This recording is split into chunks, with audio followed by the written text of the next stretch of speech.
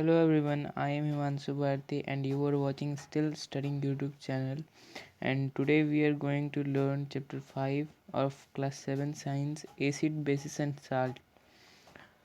So let's start our video. In our daily life we use a large number of edible substances such as lemon, baking soda, tamarind, common salt, sugar, curd and vinegar. हम अपने रोज़ की ज़िंदगी में बहुत सारे edible substances का use करते हैं, जैसे कि लेमन हो गया, नींबू हो गया, बेकिंग सोडा, नमक etcetera. Some of these substances taste sour, some of taste bitter, some taste sweet and some taste salty। तो इसमें से कई सारे सब्सटेंसेस का टेस्ट खट्टा होता है, किसी का कड़वा होता है, किसी का मीठा होता है और किसी का नमकीन होता है। Acids, basis and salts are the three important groups of chemical substances that are used by us in different ways. Acids, acids, acids, bases and salt, ये तीन तरह के ये तीन इम्पोर्टेंट ग्रुप्स हैं केमिकल सब्सटेंसेस के, जो हमारे द्वारा यूज होते हैं अलग अलग तरीक़ों से। Some of acids and bases and salts occur in nature, कुछ एसिड, बेसिस एंड सॉल्ट जो होते हैं वो नेचर में पाए जाते हैं। And they can be made artificially in factories also, और कुछ फैक्ट्रीज में भी बनाए जा सकते हैं। Acid and bases, the word acid has been derived from a Latin word acidus which means sour। जो एसिड शब्द है वो एक लेटिन शब्द से लिया गया है, जिसका और जो लेटिन शब्द है वो है एसिडस, जिसका मतलब होता है सौर यानी कि खट्टा। Thus all sour substances essentially contain acids, इसीलिए जो खट्टे सब्सटेंस होते हैं उनमें एसिड पाया जाता है। Substances like lemon, orange juice, unripe mango and curd taste sour. तो कुछ ऐसे सब्सटेंस होते हैं जैसे कि लेमन का जूस, नींबू का जो रस होता है वो, ऑरेंज का जूस, अनराइप मैंगो यानी खट्टा आम, और दही, ये सारे खट्टे टेस्ट में होते हैं। They taste sour because they contain substances called acid in them. ये इसलिए खट्टे होते हैं क्योंकि इनमें एसिड्स होते हैं। The chemical nature of such substances in is acidic, और इन से ऐसे सब्सटेंसेस का केमिकल नेचर एसिडिक होता है। The acids in these substances are natural, जो इनमें एसिड्स पाए जाते हैं वो प्राकृतिक होते हैं, वो पहले से ही होते हैं, वो आर्टिफिशियली नहीं बनाए जाते हैं। However, there are other substances like baking soda, it does not taste sour। जो बेकिंग सोडा होता है या फिर और भी कई सारे सब्सटेंसेस जो कि खट्टा टेस्ट नहीं देते हैं, खट्टा टेस्ट नहीं होता है उनका। It means that it has not acid in it, इसका मतलब ये हुआ कि उसमें एसिड नहीं है। It is bitter in taste, वो कड़वा होता है टेस्ट में। And if prepare a solution of baking soda, अगर हम बेकिंग सोडा का सॉल्यूशन बनाते हैं in water and rub it between your fingers, अगर उसको पानी में मतलब उसका सॉल्यूशन बनाना है, पानी आपको तो सॉल्यूशन बनाने आता ही होगा, और उसको अगर अपनी उंगलियों में रब करेंगे तो इट फील्स सोपी, तो वो थोड़ा सा साबुन की तरह फील होगा। Substances like this which are bitter in taste and feel soapy on touch are known as bases. तो कुछ ऐसे सब्सटेंस जो टेस्ट करने पे बिटर यानी कड़वे हों और सोपी फील होते हों टच करने पे, तो उन्हें हम बेसिस के नाम से जानते हैं। The chemical nature of such substances is said to be basic, ऐसे सब्सटेंसेस का केमिकल नेचर बेसिक कहा गया है। All the acids mentioned in table, sorry यहाँ पर टेबल नहीं दिया गया है क्योंकि यहाँ पे टेबल रिटर्न नहीं हो पा रहा था। So next, natural indicators around us, हमारे आसपास जो नेचुरल इंडिकेटर्स हैं उन्हीं के बारे में बताएं। तो इंडिकेटर्स क्या होते हैं? The substances which are used to indicate either a substance is acidic or base, it is called indicators. तो चलिए आगे बढ़ते हैं इंडिकेटर्स के बारे में, नेचुरल इंडिकेटर्स के बारे में। It is not safe to test every substance to find out if it is acidic और बेसिक। हम कि ये सेफ़ नहीं है कि किसी भी सब्सटेंस को हम टेस्ट करके ही बताएं कि वो एसिडिक है कि बेसिक है। There are some special substances that have different colours in acidic and basic mediums. और कुछ ऐसे सब्सटेंसेस हैं जो एसिडिक होने पर अपना रंग अलग बदलते हैं और बेसिक होने पर रंग बदलते हैं। This substances are known as indicators, और इन्हीं सब्सटेंसेस को इंडिकेटर कहा जाता है। और ये जो इंडिकेटर्स होते हैं वो अपना रंग बदल कर बताते हैं कि either substance is acidic or base. मतलब अगर आप उस पर टेस्ट करेंगे कि कोई भी मतलब सब्सटेंस बेसिक है या फिर एसिडिक है तो उसका कलर चेंज होगा। तो आइए पढ़ते हैं उसके बारे में। The indicators change their color when added to a solution containing an acid or an acidic or a basic substance। तो इंडिकेटर्स अपना कलर कब चेंज करते हैं? जब उनके ऊपर उनमें ऐड किया जाता है कोई भी एसिडिक या फिर basic substance. Some naturally occurring सब indicators are litmus, turmeric, China rose, petals. Petals को गड़ोल के नाम से भी जाना जाता है। चाइना रोज के पीटल्स को, मतलब चाइना रोज एक फूल होता है जिसको हम गड़ोल कहते हैं। एंड रेड कैबेज जूस, और लाल गोभी के जूस को, ये नेचुरली ऑकरिंग इंडिकेटर्स हैं जिसका मैंने अभी नाम लिया। लिटमस है, हल्दी है, चाइना रोज यानी गड़ोल है, रेड कैबेज है, ये सारे नेचुरली ऑकरिंग इंडिकेटर्स हैं। These indicators show different colors in acidic and basic media. They are they are used to test whether a substance is acidic or basic in nature. और इन सारे substances का use होता है ये देखने के लिए कि आइदर सब्सटेंस इज बेसिक और बेसिक और acidic in nature. Litmus natural die, litmus के बारे में बताया गया है यहाँ पे। A naturally occurring indicator is litmus is obtained is litmus. It is obtained from a certain lichens, small plants, and used as a delight solution. और ये जो होता है लिटमस वो नेचुरल मतलब प्रकृति के द्वारा मिलता है हमको। और ये मतलब एक छोटे से पौधे से मिलता है जिसका नाम लीचेंस होता है। और ये डिलाइट सॉल्यूशन यानी कि कभी किसी भी सॉल्यूशन में इसका यूज़ किया जाता है। यहाँ पे बस डिलाइट ही लिखा हुआ है। इसके पेपर्स भी मिलते हैं, लिटमस पेपर, उस पर भी हम टेस्ट कर सकते हैं और इसका हम सॉल्यूशन भी बना सकते हैं। Litmus has mauve purple colour in water. Litmus का जो पानी में कलर होता है वो पर्पल होता है। In an acidic solution it turns red, और जब उसमें हम कोई भी एसिडिक सब्सटेंस डालेंगे तो वो लाल हो जाएगा, रेड में कन्वर्ट हो जाएगा। When it is added to a basic solution, अगर उसको हम बेसिक सोल्यूशन में ऐड करते हैं तो वो ब्लू हो जाता है, इट टर्न्स ब्लू।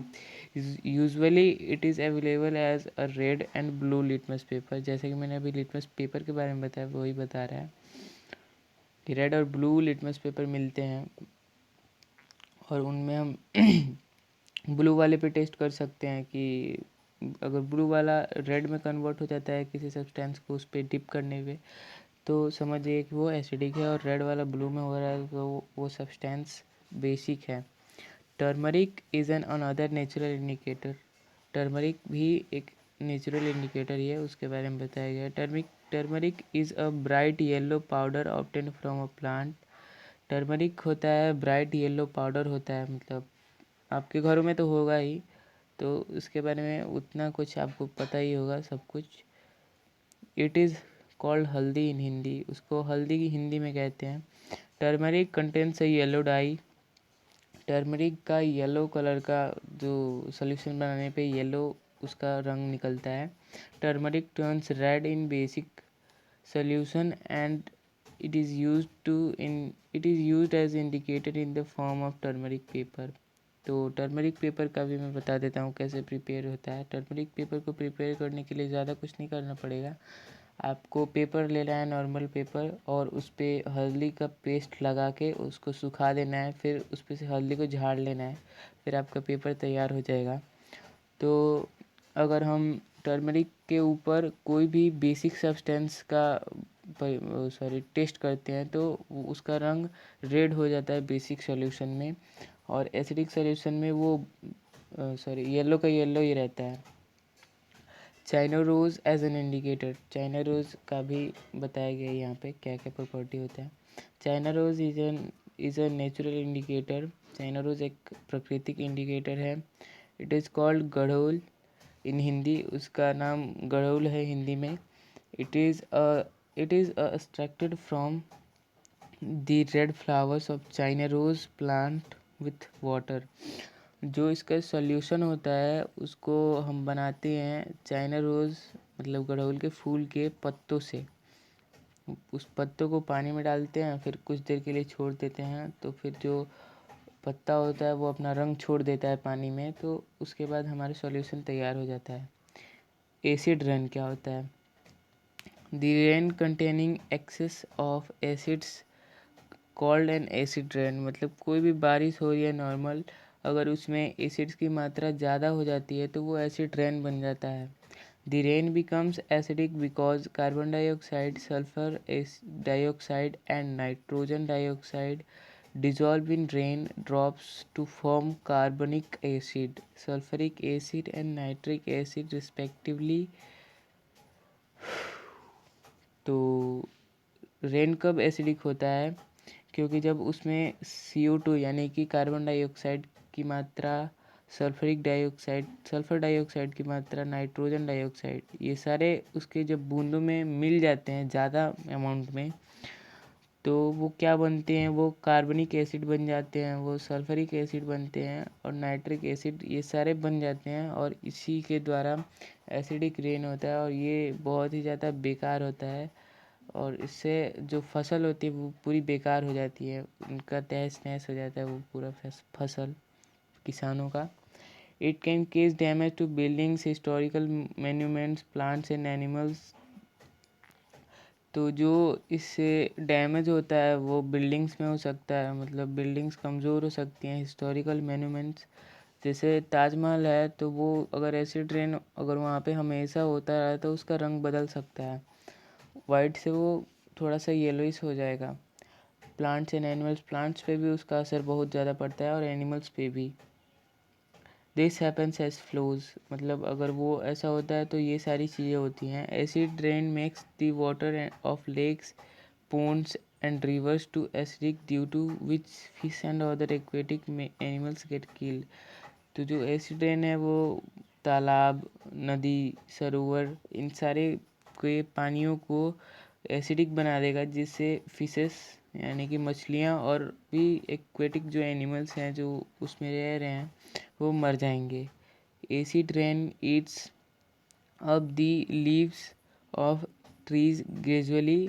जो पानी की बूंदें हैं वो लीव्स को खाना चालू कर देंगी। मतलब कैसे एसिड गिरने पे कोई भी सब्सटेंस ख़त्म होने लगता है, बेकार होने लगता है, जो तेज़ाब होता है वो गिरता है तो किसी भी सब्सटेंस पे, ठीक वैसे लीव्स भी ख़त्म होने लगेंगे, मतलब एसिड रेन उसको खाना चालू कर देगा। By losing leaves the trees die, अगर पत्ते नहीं होंगे तो पेड़ भी मर जाएंगे। Acid rain also damage crops, plants in fields. जो एसिड रेन होता है, मैंने अभी बताया कि फसल ख़राब हो जाते हैं किसानों के, वैसा ही ये भी लिखा हुआ है कि क्रॉप प्लांट्स इन फील्ड्स, खेतों के फसल ख़राब हो जाते हैं। Acid rain damage the metal structure like steel bridge ETC when it falls on them. मतलब स्टील का ब्रिज है, अगर वहाँ पे एसिड रेन होगा तो वो डैमेज होगा, जो ब्रिज होगा ना वो डैमेज होगा, क्योंकि वो स्टील से बना है। स्टील रस्टिंग होना चालू कर देगा, जिससे वो ख़राब हो जाएगा, कमज़ोर हो जाएगा।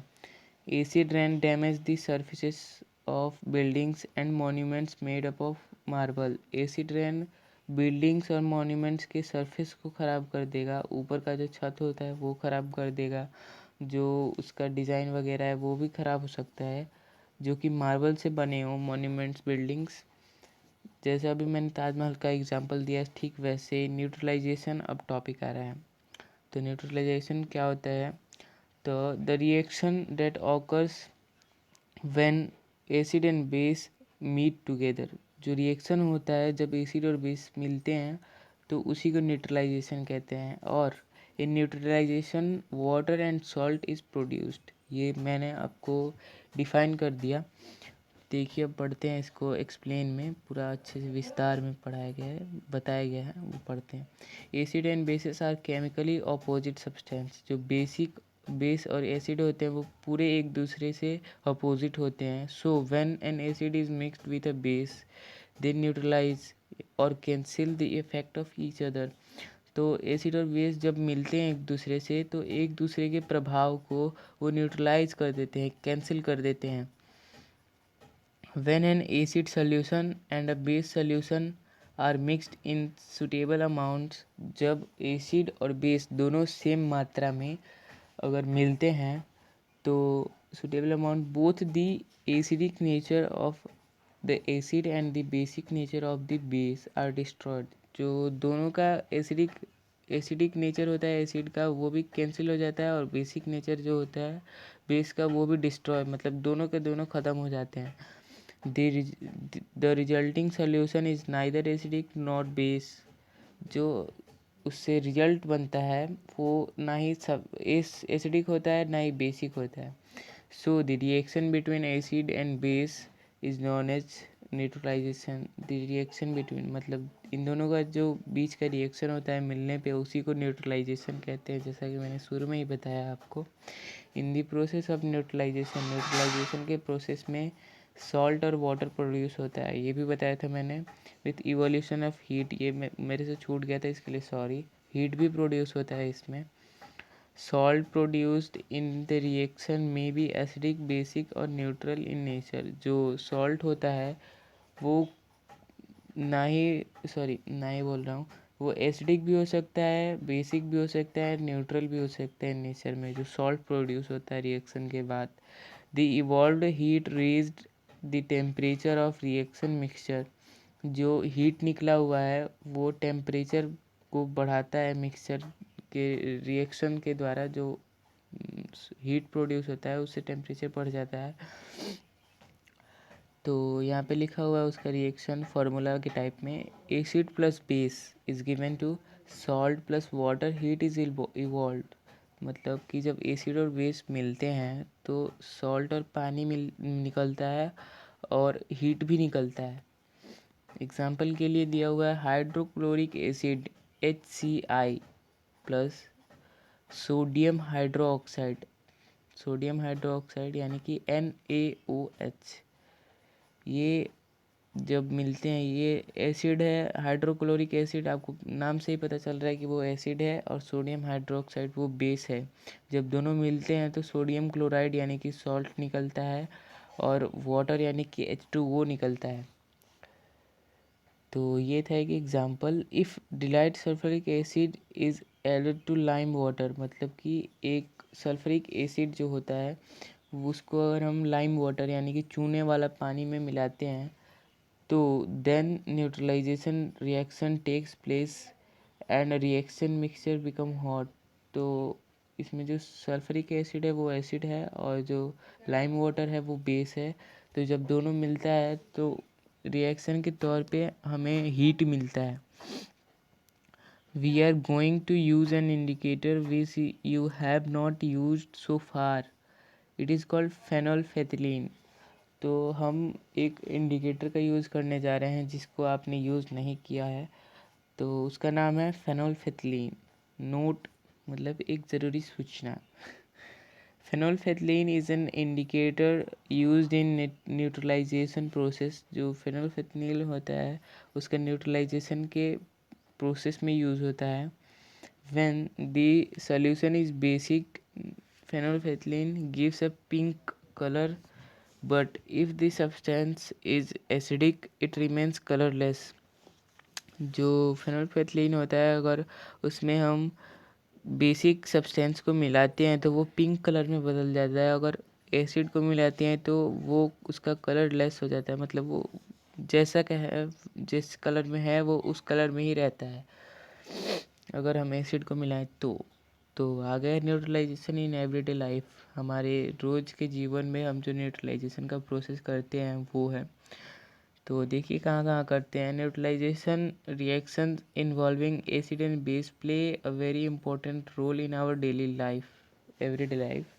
जो न्यूट्रलाइजेशन का प्रोसेस है involving acid and base, acid और बेस को लेते हुए हमारे जीवन में बहुत ही ज़्यादा इम्पोर्टेंट रोल, महत्वपूर्ण एक रोल निभाता है।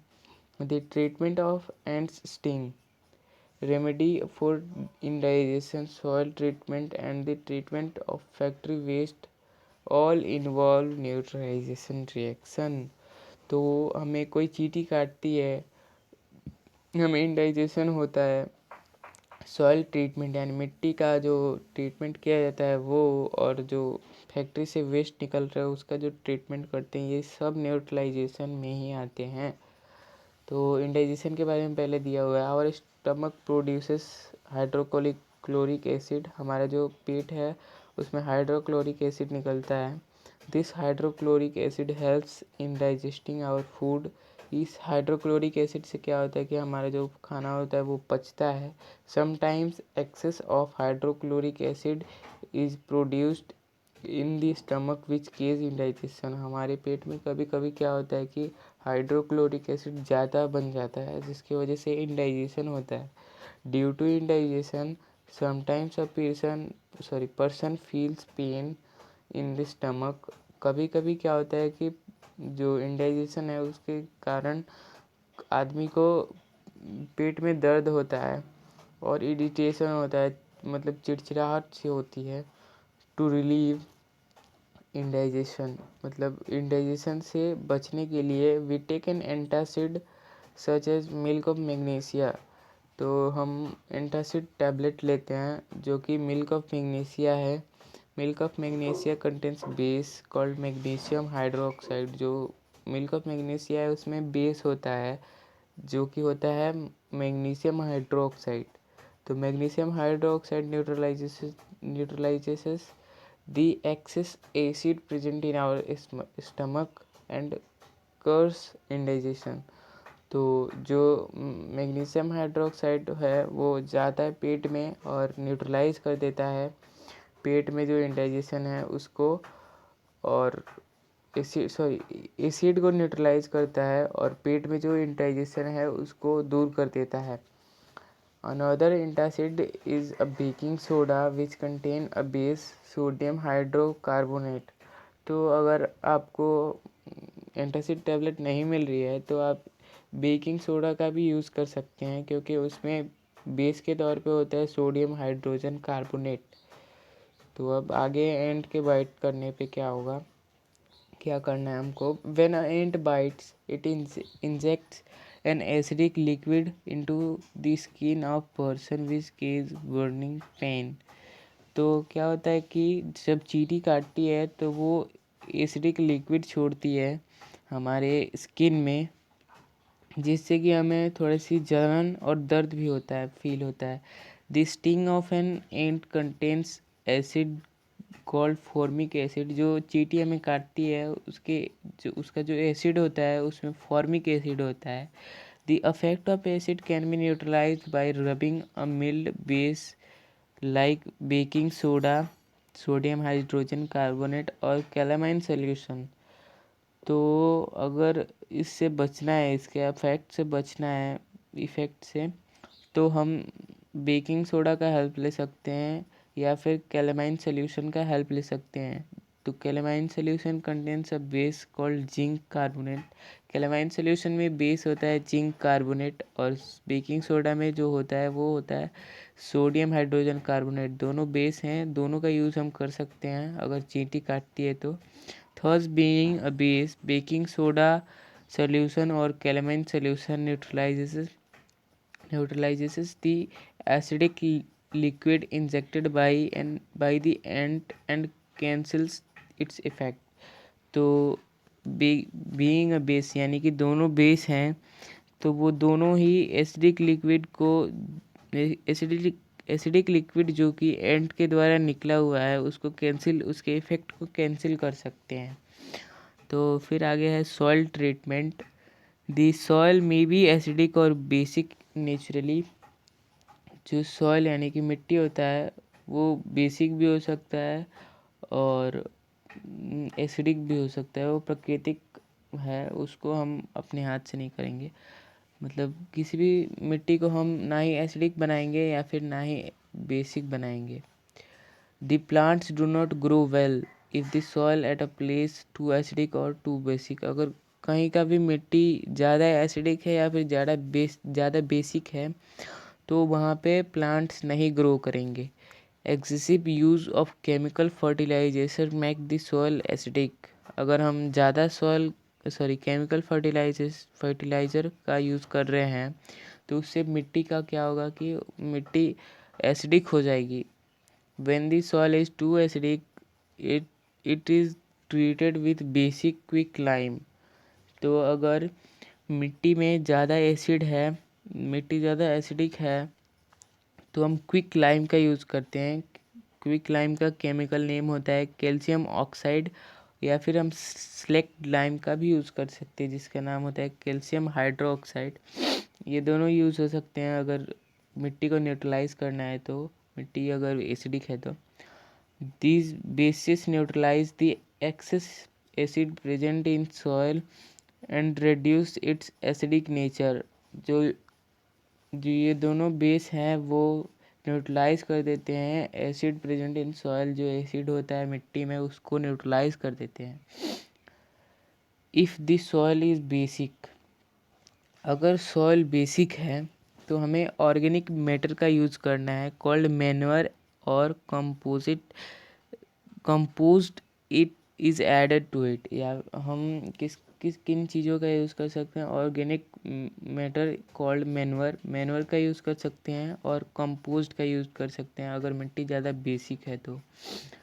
दी organic matter releases acid which neutralise the excess bases present in soil and reduce its basic nature. जो ऑर्गेनिक मैटर होता है वो अगर मिट्टी में छिड़का जाए तो उससे क्या होगा कि मिट्टी में जो बेसिक नेचर है वो न्यूट्रलाइज हो जाएगा, क्योंकि जो ऑर्गेनिक मैटर है उसमें उसमें बेस पाया जाता है। जो क्या ऑर्गेनिक मैटर है उसमें एसिड पाया जाता है। अगर मिट्टी ज़्यादा बेसिक है तो ऐड करने पे वो न्यूट्रलाइज हो जाएगा। तो फिर है इधर फैक्ट्री का वेस्ट। उसको अगर फैक्ट्री का वेस्ट अगर किसी नदी नाले में आ रहा है तो उसको कैसे न्यूट्रलाइज करेंगे ये बताया गया है। The waste substances discharge by many factories contain acids.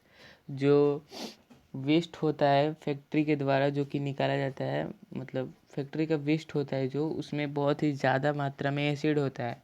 If this factory waste allowed to flow in the water bodies like river pond lakes etc। अगर ये जो एसिड वाले सब्सटेंस है यानी कि फैक्ट्री के वेस्ट हैं, अगर वो उनको अलाउ किया जाएगा पानी में, वाटर बॉडीज़ में बहने के लिए, जैसे कि रिवर हो गया, पोंड हो गया और लेक्स, इन सारी चीज़ों में अगर बहने को अलाउ कर देंगे then the acid present in them will kill fish and other organisms which live in water bodies. तो जो इसमें एसिड है उससे क्या होगा कि ऑर्गेनिजम्स यानी कि जो जो जीव जंतु हैं पानी में, जैसे मछलियाँ हो गई, वो मर जाएंगी। The factory waste are therefore neutralized by adding basic substances before discharging them into water bodies। तो इसीलिए क्या होता है कि कोई भी फैक्ट्री हो अपना वेस्ट डिस्चार्ज करने के पहले उसको पहले बेसिक बना देता है, न्यूट्रलाइज कर देता है। बेसिक को ऐड करने पे, बेसिक को ऐड करके अपने वेस्ट को, और फिर उसको वाटर बॉडीज़ में जाने देता है। तो ये था आज का टॉपिक और ये चैप्टर भी ख़त्म होता है। तो तब तक के लिए बाय बाय। अगर कोई मिस्टेक हुआ हो तो सॉरी।